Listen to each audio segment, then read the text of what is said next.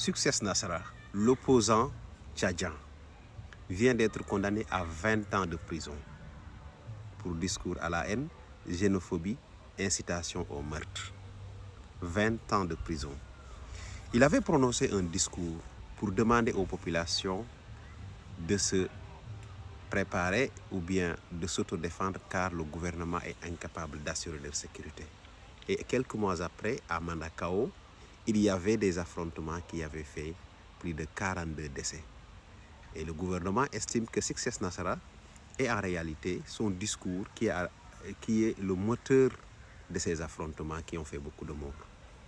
Je pense que, en plus, le discours n'avait en réalité rien à voir avec les événements qui s'étaient passés. Vraiment, il y a même des mois d'écart. Mais ce qu'il faut retenir dans cette histoire-là, c'est que Succès Nasra s'est suicidé politiquement. Avant, moi, je le voyais comme un futur Sonko au Tchad et j'étais très fier de ce qu'il faisait jusqu'à ce qu'il rejoigne le gouvernement, ce qui a été une très grande déception pour beaucoup de jeunes Africains. Et après, ce qu'il faut dire aussi de Succès Nasra en tant que Sénégalais, c'est Succès Nasra, le sort qu'il a aujourd'hui, en réalité, c'est le sort que Macky Sall avait prévu pour Ousmane Sonko. C'est ça la vérité. Mais grâce au peuple sénégalais, à la détermination de tous les patriotes qui ont accepté de faire le sacrifice, et Ousmane Sonko aussi qui n'a pas trahi.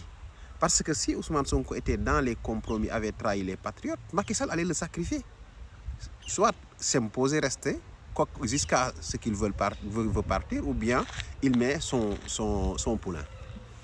Mais heureusement pour les patriotes, et heureusement pour Ousmane Sonko, les patriotes ont accepté de faire le sacrifice. Les patriotes ont accepté de se battre pour la liberté, de se battre pour la dignité. Parce qu'en réalité, le combat des patriotes n'était pas uniquement un combat politique, c'était un combat pour la dignité du peuple sénégalais.